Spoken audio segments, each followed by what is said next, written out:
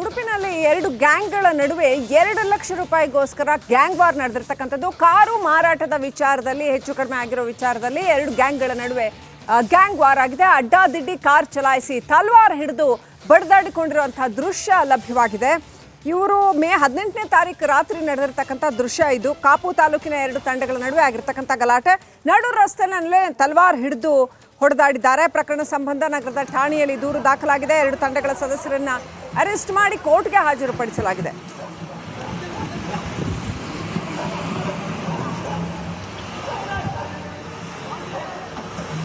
ಇಬ್ಬರು ಆರೋಪಿಗಳನ್ನ ಎರಡು ಗ್ಯಾಂಗ್ಗಳಿಂದ ಬಂಧಿಸಿದ್ದಾರೆ ಪೊಲೀಸರು. ಕಾಪು ಮೂಲದ ಗರುಡ ಗ್ಯಾಂಗ್ನಿಂದ ವಾರ್ ನಡೆದಿದೆ ಅಂತ ಹೇಳಲಾಗಿದೆ. Gang war. ಆಶಿಕ್ ಮತ್ತು ರಾಕೀಬ್ ಅನ್ನುವಂತಹ ಇಬ್ಬರನ್ನ ಬಂಧಿಸಲಾಗಿದೆ. ಎರಡು ಕಾರ್, ಬೈಕ್, ತಲವಾರು, ಡ್ರ್ಯಾಗರ್ ಎಲ್ಲ ವಶಕ್ಕೆ ಪಡ್ಕೊಂಡಿದ್ದಾರೆ. ಕೃತ್ಯದಲ್ಲಿ ಭಾಗಿಯಾದ ಉಳಿದವರಿಗಾಗಿ ಇನ್ನೂ ಶೋಧ ನಡೆಸ್ತಾ ಇದ್ದಾರೆ.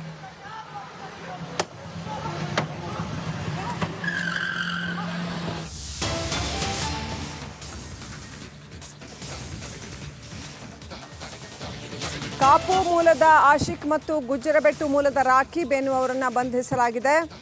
ಈ ಇಬ್ಬರು ಆರೋಪಿಗಳನ್ನ ಬಂಧಿಸಿದ್ದಾರೆ ಪೊಲೀಸರು. ಉಳಿದವರಿಗಾಗಿ ಹುಡುಕಾಟ ನಡೆಸ್ತಾ ಇದ್ದಾರೆ.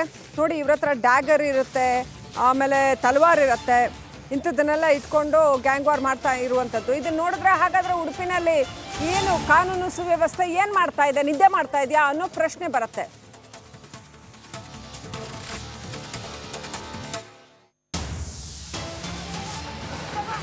ವಿಡಿಯೋ ದೃಶ್ಯಾವಳಿಯನ್ನು ಆಧರಿಸಿ ಪ್ರಕರಣ ದಾಖಲಿಸಿಕೊಂಡಿದ್ದಾರೆ ಉಡುಪಿಯ ಪೊಲೀಸರು. ನೋಡಿ ಯಾವ ರೀತಿಯಲ್ಲಿ ಕಾರ್ ಡ್ರ್ಯಾಗ್ ಮಾಡ್ತಾ ಇದ್ದಾರೆ ಅನ್ನೋವಂಥದ್ದು. ಕೈಯಲ್ಲಿ ತಲವಾರು, ಡ್ಯಾಗರ್ ಇಟ್ಕೊಂಡು ಇರಿಯೋದಕ್ಕೆ ಹೋಗ್ತಾ ಇರುವಂಥದ್ದು, ಕಾರ್ ನುಗ್ಸೋದಕ್ಕೆ ಹೋಗ್ತಾ ಇರುವಂಥದ್ದು. ಕಾರ್ ನುಗ್ಸಿ ಒಬ್ಬನ ಮೇಲೆ ಅದು ಕಾಣಿಸ್ತಾ ಇದೆ ದೃಶ್ಯ. ನನ್ನ ನೆಲದ ಭಾಷೆಯು ದೂರ ಬಲು ದೂರ, ಈ ಮನಕಂತೂ ದಾರಿ ತೋರುತ್ತಿದೆ. ಆ ಭಾಷೆಯದೇ ಬೆಳಕು ಬೆಳಕುವ ಬೆಳಕು ಬೆಳಕುವ. ದೂರ ಎಷ್ಟೇ ಹೋಗಿ ಈ ಭಾಷೆಯಿಂದ ದೂರವಾಗಲಾರಿರಿ. ವಿಮಲ್, ನಮ್ಮ ಭಾಷೆ ಕೇಸರಿ.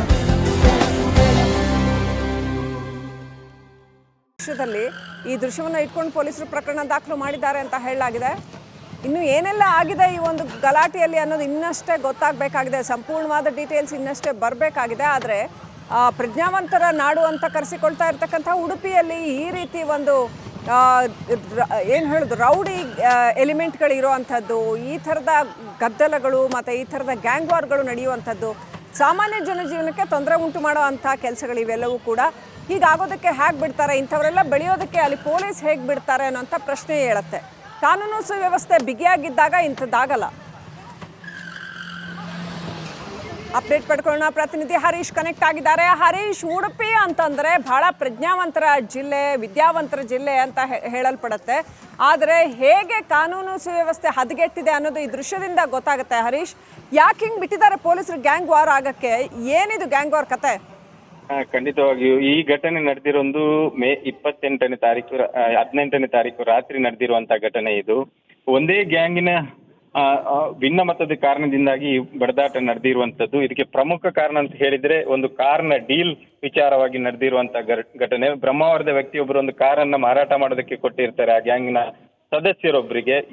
ಆ ಕಾರನ್ನ ಬೇರೆ ಕೃತ್ಯಗಳಿಗೆ, ಅಪರಾಧ ಕೃತ್ಯಕ್ಕೆ ಬಳಸ್ಕೊಂಡು ಅದರಲ್ಲಿ ತಲವಾರನ್ನ ಇಟ್ಕೊಂಡು ಅದನ್ನ ಆಕ್ಸಿಡೆಂಟ್ ಮಾಡಿ ಅದಕ್ಕೆ ಸುಮಾರು 2 ಲಕ್ಷದಷ್ಟು ನಷ್ಟ ಸಂಭವಿಸಿರ್ತದೆ. ಇಂಥ ಸಂದರ್ಭದಲ್ಲಿ ಆ ಗ್ಯಾಂಗಿನ ಗರುಡ ಗ್ಯಾಂಗ್ ಅಂತ ಕಾಪುನಲ್ಲಿ ಒಂದು ಚಾಲ್ತಿಯಲ್ಲಿ ಇರುವಂತ ಮುಸ್ಲಿಂ ಯುವಕರ ತಂಡ, ಅದರಲ್ಲಿ ಒಂದು 10-12 ಜನ ಯುವಕರನ್ನು ಪೊಲೀಸರು ಗುರುತಿಸಿರುವಂತದ್ದು. ಬೇರೆ ಬೇರೆ ಅಪರಾಧ ಕೃತ್ಯಗಳಲ್ಲಿ ತೊಡಗಿರುವಂತ ಯುವಕರು. ಅವ್ರದ್ದು ಪ್ರಮುಖವಾಗಿ ಈ ಜಾನುವಾರು ಕಳ್ಳತನ ಇರಬಹುದು ಅಥವಾ ಬೇರೆ ಬೇರೆ ಅಪರಾಧ ಕೃತ್ಯಗಳಲ್ಲಿ ತೊಡಗಿರುವಂತ ತಂಡ ಹಿಂದೆ ಸುಮಾರು ವರ್ಷಗಳ ಹಿಂದೆ ಸ್ವಲ್ಪ ಚಾಲ್ತಿಯಲ್ಲಿತ್ತು. ಆನಂತರ ಪೊಲೀಸರು ಅದನ್ನ ಹದ್ದುಬಸ್ತಿಗೆ ತಂದಿದ್ರು.